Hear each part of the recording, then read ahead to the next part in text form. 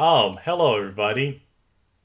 Much like Captain America, the first Avenger, Captain Marvel takes us way back before Iron Man, this time to the 90s, as we are introduced to the character who is said to be the most powerful being in the MCU.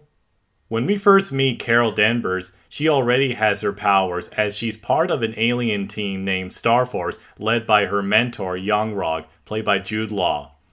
They go on a mission to find Skrulls who are shape-shifting aliens.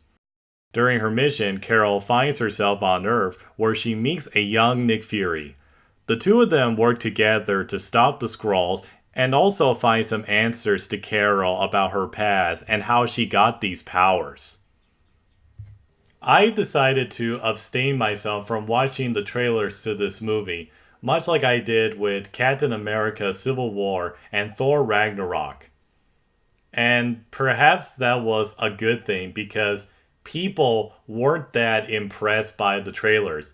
In fact, when I finally saw them, I think I would have been a little dubious about this movie.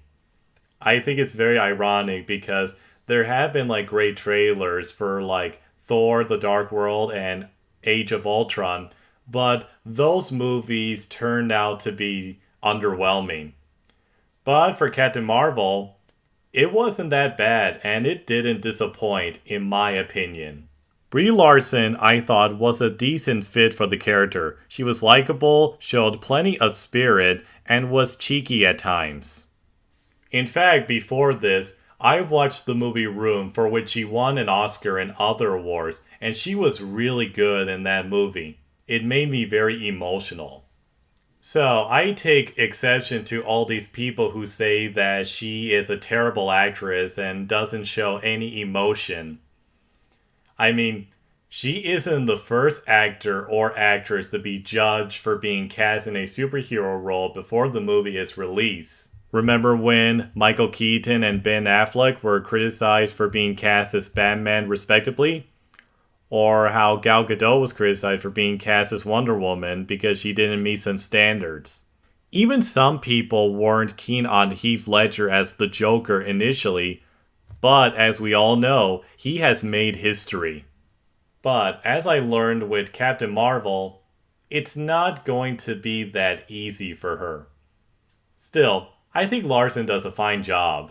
Carol's relationship with Nick Fury I thought was well played, making the second act into a body cop movie. Also, that de-aging CGI still continues to amaze me. If only they could have used the same technology for Willem Dafoe and Aquaman instead of what we got where his face looks like putty. Ben Mendelsohn plays the antagonist, Talos, the leader of the Skrulls. I thought he was pretty enjoyable, chewing a little scenery here and there. But, like Vulture, Killmonger, and even Thanos, he also had some depth, which was a plus. And last but not least, the scene stealer of the movie is Goose the Cat. He is truly one of a kind. In fact, the chemistry between him and Fury almost rivals the chemistry between Fury and Carol. As for problems, I thought the story structure and pacing wasn't quite as strong. Some people have said that the first act is pretty slow, but it picks up speed by the second act when Fury meets Carol, and I agree with that a little. Some characters you know make appearances like Agent Coulson and Ronan the Accuser and Korath from Guardians. They don't get a lot of screen time. On one hand, it's very cool to see Agent Coulson again. But on the other hand, I thought Ronan's appearance was pretty pointless. There's also some Easter eggs and connections to the other MCU films in this movie. And there are some elements here that would make people roll their eyes and go, "Oh, brother!" But I don't think it's that damaging like other prequels to other franchises. And lastly, some of the effects don't look good, most notably when Carol flies for the first time. She just looks like a video game character. All in all, Captain Marvel was another decent Marvel flick. It's not on par with Iron Man or Guardians or even Black Panther, but I wouldn't put it beside Iron Man 2 or Thor the Dark World, which I consider to be the low point of the MCU. I am on board with Brie Larson and what her role would be in Avengers Endgame. And even if she didn't win a lot of people over, I think that she would hopefully get more development if she makes more appearances. I mean, to be honest, I don't think we've seen the full extent of her power. I mean, she was pretty powerful, but I don't think she came across as the most powerful character in the MCU. Who knows what the future will hold for her? And for those of you who are against her role, and if you're saying, I don't want her to be the one to defeat Thanos, let me ask you this. If she truly is that powerful, and if it's truly that easy for her to defeat Thanos, would Avengers Endgame be 3 hours long? I don't really think so. Remember how people watched The Force Awakens and had all these questions like, who are Rey's parents? Who is Snoke? And they came up with all these theories, and when they finally saw The Last Jedi for answers, they ended up being disappointed. I think the opposite would happen with Avengers Endgame. How we get all these ideas in our head like, Captain Marvel is powerful enough to defeat Thanos. She will be the savior of us all. Maybe the Russos would turn the tables on us when we finally see Endgame. Who knows? So for now, Captain Marvel gets my modest approval. Thanks for watching, everybody.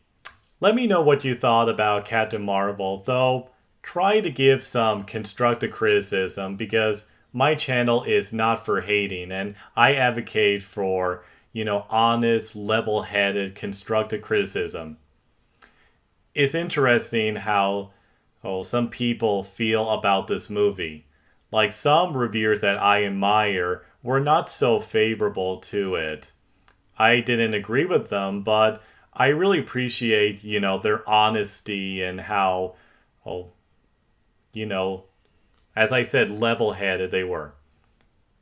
One of my favorite reviewers, Chris Stuckman, who gave this movie a C, had a very nice message at the end of his review, where he encouraged other people to go see the movie for themselves and not get influenced by all these agendas that are going around on the internet. And I really appreciate him for that, and I agree with that. I mean, my personal approach to this movie is just agenda schmanda. I just want a good Marvel flick.